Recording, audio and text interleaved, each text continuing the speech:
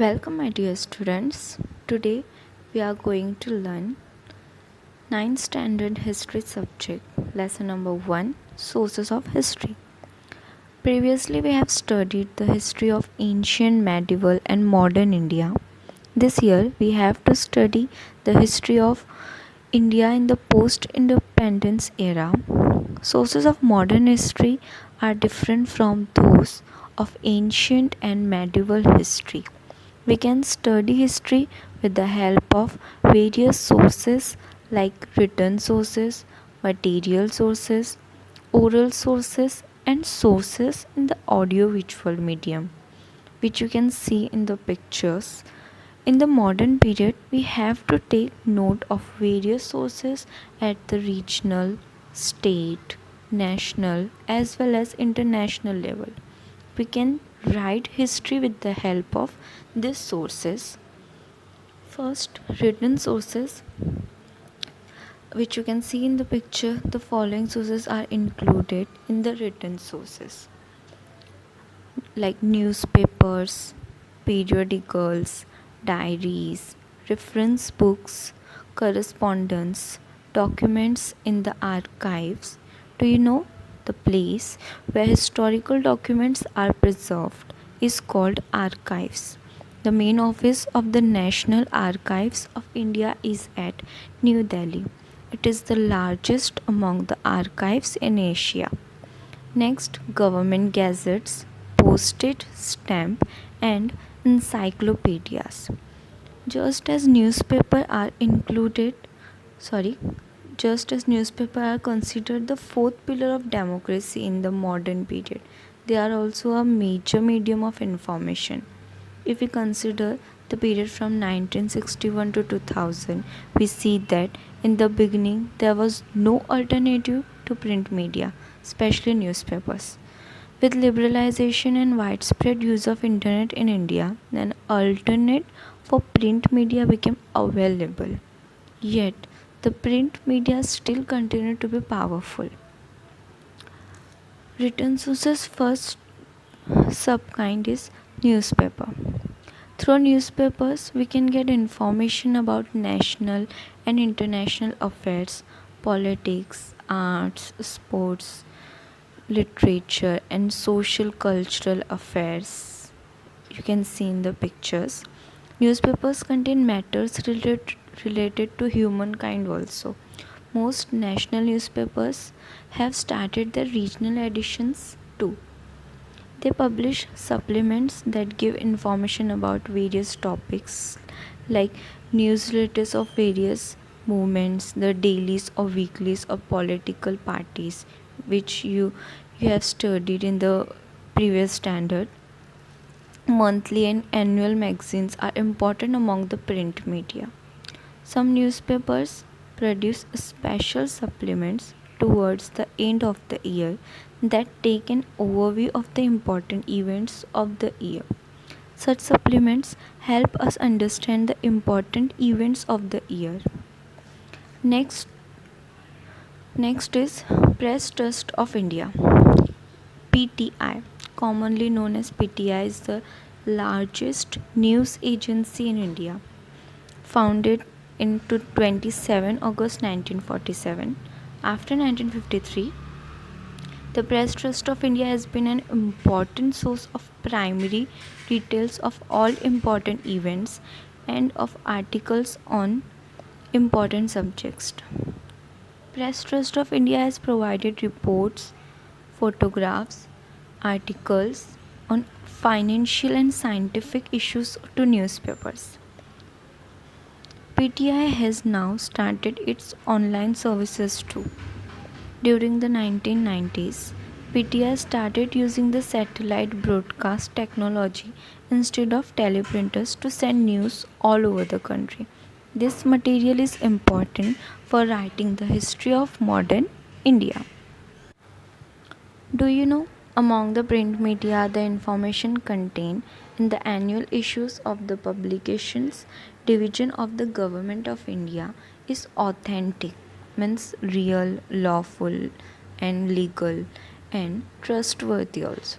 For example, the Information and Broadcasting Department published India 2000, an annual reference book. This reference book is created under Research, Reference and Training Department.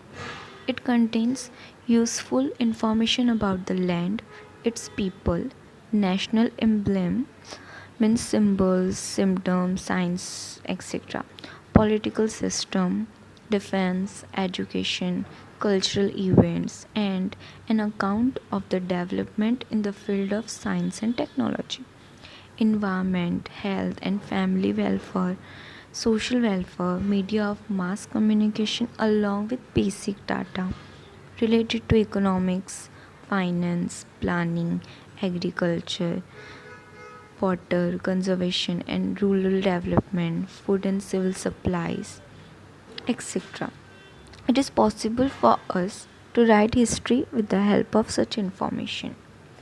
Next point is postage stamp. The postage stamps don't reveal anything on their own. A historian makes them speak. There have been several changes in postage stamp since India became independent.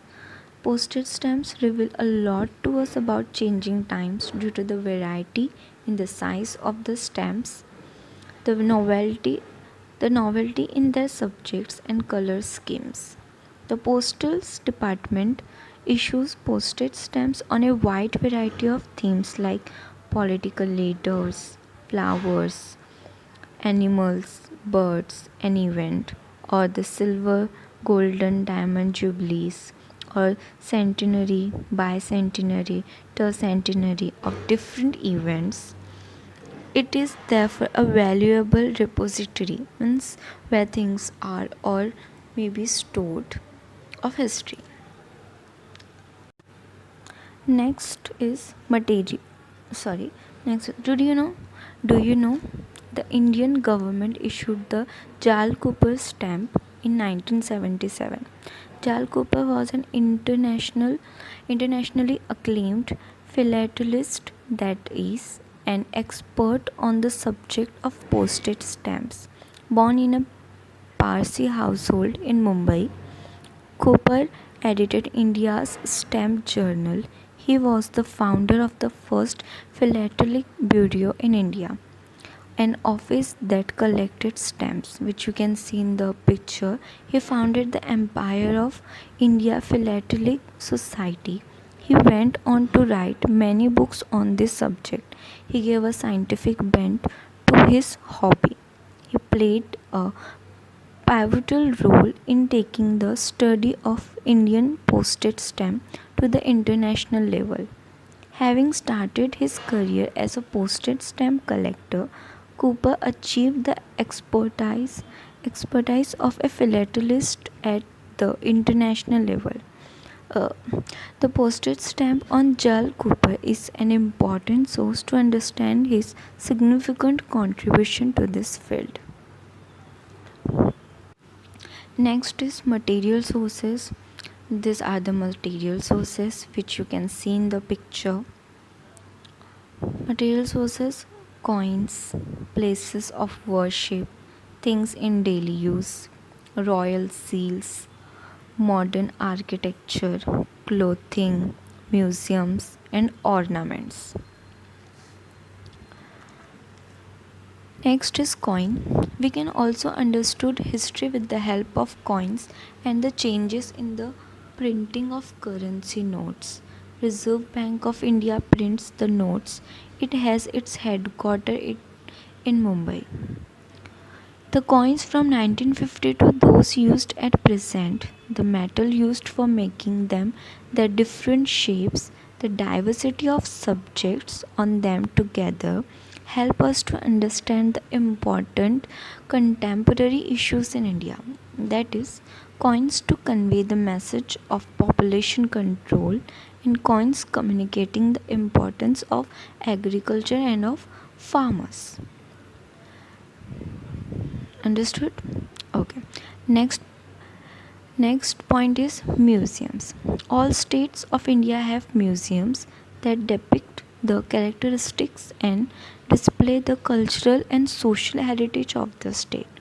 They enable us to understand history. Example, the Chhatrapati Shivaji Maharaj Museum at Mumbai. Next, and Reserve Bank Museum in Pune city. Apart from the government museums, some private collectors also set up their own museums. They are based on distinctive subjects, example coins, notes, lamps, and nutcrackers in different shapes, cricket equipment, etc. Next is oral sources. These sources include folk tales, folk songs, proverbs, ballads, and odes. Marathi verses in the oral tradition means. Activists were inspired by the Pawadas of Lokshahir Anna Bhau Sate and Shahir Amar Sheikh during the Sanyukta Maharashtra movement. Next is which you can try as an example of how some event get reflected in literature and how a poet perceives that event. Study the poem Avana, written on the backdrop of the Sino-Indian War by the noted Marathi poet Kusum Kusumagraj. Find pieces of literature based on contemporary events. Okay. So next is audiovisual sources. Television, films, internet are called audiovisual media. Previously you have studied many domestic and foreign television channels also come under this head. Example, History Channel, Discovery Channel, Geography Channel, etc. etc. Okay. Next is Film and Television Institute of India, FTII. The government of India started the Film and Television Institute of India at Pune in 1960 with the purpose of providing public education. An institute called Indian News Review has produced various newsreels on important events in politics, social issues, art, sports, and culture. This department has also produced various documentaries on prominent social leaders, on people who have made major contributions for the country, and about important locations in India. This news released and documentaries are useful for studying the history of modern India. FDI logo, which you can see in the picture and also in your textbook. Till now, we have seen some important sources for writing the history of modern India. The times in the 21st century are changing so rapidly that even these sources will prove to be inadequate. However, new sources are coming forth. For example, during the transformation from landline telephone to cell phones, a gadget called pager came up for contacting people, but it died out as quickly as it had come up. The huge amount of information available on the internet is used for studying history, but the truth is, authenticity of this information needs to be verified. Now, it has become comparatively easy to study history with all these sources, as these sources are from the contemporary period. They are easily available. Since a subject like history touches all the aspects of our lives, efforts for preservation of such sources are made at all levels. We should also contribute to these efforts. Thank you. Hope you all understand this.